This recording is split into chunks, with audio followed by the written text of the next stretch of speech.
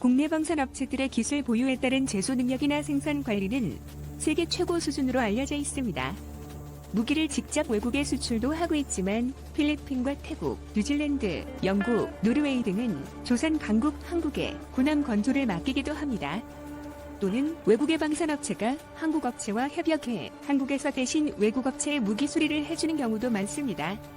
완제품을 수입하는 경우도 있지만 한국 방산업체에서 부분별로 수입해가는 물량도 만만치 않습니다. 이렇듯 관리 측면이나 수입해가는 물량이 세계 톱 수준의 한국은 현재 세계 방산업계에서 큰 손으로 통합니다. 한국 해군은 7조 원 규모의 한국형 차기 구축함 KDDX 사업도 진행하고 있습니다. 한쪽 건조에만 2조 원이 될 거라는 경항모 보유도 추진 중에 있습니다. 세계적으로 군함을 이렇게 만들어내는 나라는 많지 않습니다. 외국 방산업체들로서는 한국 군함들의 줄줄이 핵심 부품이나 동력원을 납품할 기회가 열린 셈입니다. 지난해 12월에는 지금 건조가 진행되고 있는 차기 호위함 FFX 2차 사업 대구급 호위함에는 롤스로이스가 동력원으로 채택됐습니다. 그동안 한국 해군 엔진은 미국의 제너럴 일렉트릭과 독점했는데 이번에 롤스로이스가 경쟁 끝에 사업권을 떠내면서 제너럴 일렉트릭을 당황하게 했습니다. 또 보잉의 AH-64E 아파치 헬기 36대를 추가 도입하기로 거의 결정이 됐습니다. 이렇게 되면 우리나라는 아파치 헬기만 총 72대를 운용하는 국가가 됩니다. 그럴 경우 미국 다음으로 많이 운용하는 국가가 됩니다. 이를 두고 일본과 중국까지 날카로운 반응을 보였다고 하니 얼마나 전력이 강화되는지 짐작이 됩니다. 이런 굵직한 것의 크고 작은 부품을 따지면 상당한 양은 수입되어 오고 있습니다. 이쯤 되면 큰소리 칠만 하지 않겠습니까? 유튜브 채널 가장 많이 본 뉴스, 좋아요와 구독은 영상 제작에 매우 큰 힘이 됩니다. 한국 시장을 놓고 거대 방산업체들이 달려들면서 치열한 로비가 지금도 벌어지고 있습니다. 그런데 말이죠. 사실 큰돈 주고 이렇게 무기는 사면서도 큰소리 못 치는 경우가 생각보다 많습니다. 그래서 결론부터 말씀드린다면 어떻게 해서라도 국산화를 더욱 크게 진행해야 한다는 겁니다. 아시다시피 7조 원이 넘는 돈을 로키드 마틴에 갖다 주면서 기술의 전 약속을 일방적으로 뒤집히는 수로를 당하면서도 항의조차 제대로 못한 을도 못되고 봉이 뒀다는 비판이 터져 나왔습니다. 국산 경공격기 FA-50은 아르헨티나 수출이 추진되고 있습니다. 그런데 여기에 비상탈출 좌석을 공급한 영국이 제동을 걸었습니다. 포틀랜드를 놓고 전쟁을 벌인 나라에 자국 장비가 들어가는 걸 허락할 수 없다는 겁니다. 내 돈 주고 사와서 내가 만드는 비행기에 달았는데 전체 가격에서 비중이 적은 부품 몇 개 때문에 수출 사업 전체가 어려움을 겪는 겁니다. 이 사례들을 두고 우리가 협상을 잘못했다고 단언할 수 있겠습니까? 그렇지 않습니다. F-35A도 F-15K도 그렇고 타이거 아이도 영국제 탈출 좌석도 딱히 대안이 없는 상황이었습니다. 최첨단 무기이면서 검증됐고 우리 기존 장비와 호환이 돼야 하고 따질 게 한둘이 아닌데 이것저것 충족하다 보면 선택의 품목이 좁아집니다. 그들도 팔아야 하겠지만 더 아쉬운 건 우리 쪽입니다. 그 제품 아니면 방법이 없으니 내 돈 갖다 주면서도 제발 팔아달라고 읍소하는 형상입니다. 판매는 개발사의 권한이 있는 게 아니라 해당 국가의 정부 차원에서 좌지우지할 수 있습니다. 국가 안보라는 이유입니다. 아마 그건 우리나라도 같은 입장일 겁니다. 그런데 문제는 여기서 그치지 않습니다. 자, 어떤 문제인가 짚어봅니다. 방위사업청의 2016년 국외 산업구매 하자 현황 분석 및 조치 계획 보고서에 따르면 우리 군이 그 당시까지 구매한 외산 무기 중 약 1,650억 원어치의 하자가 있는 것으로 조사됐습니다. 2011년 미국은 F-15K의 타이거 아이의 봉인이 훼손되고 센서 장치가 열려있다면서 이를 한 미간 국가 문제로까지 했습니다. 우리 측은 단지 실수였다고 했지만 미국은 봉인 훼손된 흔적이 있는 것으로 밀어 미국 기술을 훔치려 했다는 의혹이 있다면서 강도 높은 정밀 조사를 했습니다. 우리가 뭐 일본인 줄 알고 막 대하는 것 같은데 여하튼 이는 굴욕적인 겁니다. 그런데 이와 별도로 타이거 아이는 지난 2009년 F-15K 전투기 1차 도입 때 10여 대를 구매해 사용해왔습니다. 문제는 2014년 제품에 하자가 발생해 수리를 요구하자 로키드 마틴 측이 도입 초기와 비교해 무려 6배나 오른 부품 가격을 요구했습니다.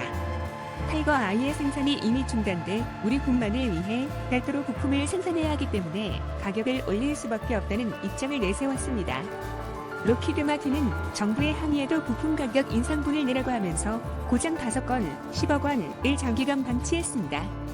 이게 부품이 없다는 게 말이 안 되는 건 미국에서도 아직 운용하고 있고 겨우 10년 지난 제품이 단종되면서 운용 부품이 없다는 것은 있을 수 없다는 게 방산업체의 설명입니다.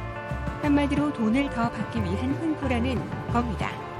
미국 방위산업업체인 헬리콥터 서포트는 우리 육군 수송용 헬기인 블랙호크 UH-60 예정비를 담당하고 있습니다. 이 회사가 2년 이상 방치하고 있는 하자만 18건이었습니다. 액수로는 약 2억 2천만 원 규모입니다. 우리 공군의 조기 경보 시스템을 납품한 보잉사는 17건 200여억 원에 대한 하자 보수를 2년 넘게 외면하고 있습니다. 불량 무기를 우리 정부에 판매하고도 1년 이상이나 하자 보수를 미루고 있는 해외 방위산업체가 113곳에 달하는 것으로 2016년 보고서에 나타나 있습니다. 이 중에는 2년 이상 모르쇠로 일관하고 있는 업체도 47곳이나 됐습니다. 불량 무기를 납품하고도 나몰라라 하는 해외 방위산업체의 행태는 단순히 금전적 피해뿐 아니라 우리 군의 전력 운용까지 위협하게 됩니다. 그러나 군 당국이 수입하는 외선 무기 중 상당수는 다른 제품으로 대체 불가능한 경우가 대부분입니다. 이런 식으로 하자보수 지원 등 해외 방산업체에 갑질에 고스란히 노출돼 있습니다. 방사청의 2016년 보고서에 따르면 해외 방산업체가 납품한 불량 무기 중 문제를 해결하지 못한 하자 건수는 상반기 보고서에만 907건이었습니다. 금액 기준으로는 약 1,650억 원어치가 불량품인데 개별 기업이 아닌 판매국 정부가 품질을 보증하는 대외 군사 판매 방식 구매품의 하자까지 포함할 경우 2,600억 원어치나 됩니다. 하자가 심각한 결함일 경우 해당 무기를 아예 사용할 수 없게 돼서 우리 군 전력 운용에 차질이 불가피해집니다. 단순 부품 하자에도 해당 기능 또는 무기 체계 전체가 사용 불가능해지는 경우가 적지 않습니다. 무기는 무기대로 엄청나게 구입하면서도 이리저리 끌려다녔습니다. 대한민국 약국 강아지인 줄 알고 있는 것 같습니다. 이렇게 지연되는 사례가 늘면서 전략 운용에까지 악영향을 미치자 방사청은 하자 보수 문제 해결을 위해 직접 부품을 조달하거나 늑장 수리에 대해 손해배상을 청구하는 등 적극적인 대응에 나섰습니다. 지금은 하자 보수가 지연될 경우 배상금을 부과하는 제도를 도입해 시행하고 있습니다. 수입 무기의 하자가 발생해 약속한 날짜까지 수리하지 못하면 지연된 날만큼 배상금을 청구하는 방침입니다. 방사청은 하자 보수의 소극적인 해외 방산업체에 납득할 만한 이유 없이 지체되거나 문제가 해소되지 않을 경우 다음 입찰 자격을 박탈함과 동시에 국제소송도 불사한다는 방침을 130개 하자 해외 방산업체에 통보했습니다. 소위 말해서 군기 잡기에 나선 것입니다. 이렇게 큰 소리치게 된 데에는 여차하면 우리 기술로 개발해버리겠다는 으름장도 포함되어 있습니다. 또 사실이기도 하고요. 우리가 기술이 없습니까? 돈이 없습니까? 효과는 있었습니다. 일례로 우리 공군이 전력화한 F-15K 전투기 40대의 경우 350여 품목의 부품의 하자가 발생해 미국 보잉사의 수리를 맡겼습니다. 그러나 보잉사는 당초 약속한 기간을 6개월이나 남겨 제품 수리를 끝냈습니다. 방사청은 늑장 수리에 대한 배상금을 청구해 80억 원을 받아낼 수 있었습니다. 이는 예전 같았으면 어림도 없었습니다. 예전처럼 무시할 수 없는 게 기술력을 겸비한 세계 방산업계의 큰 손을 무시할 수 없게 된 것입니다. 여하튼 이런 모두의 횡포를 막아내거나 방지하기 위해선 국산화 외에는 다른 방법이 없습니다. 외국산 무기 수입에는 엄청난 유지보수 비용이 추가되게 마련입니다. 내 돈 주고 구입해도 작은 것 하나까지도 그들의 손을 빌려야 하고 요구하는 대로 돈을 줘야 하는 안이꾸운 행태를 계속 받아들여야 합니다.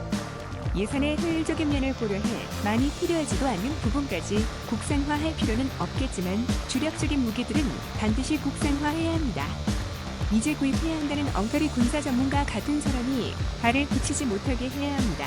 시청해주셔서 감사합니다. 이 동영상은 유튜브 채널 가장 많이 본 뉴스에서 제작하여 게시한다. 구독과 좋아요, 알람 설정은 좋은 영상을 만드는데 많은 힘이 됩니다. 국내 방산업체들의 기술 보유에 따른 제소는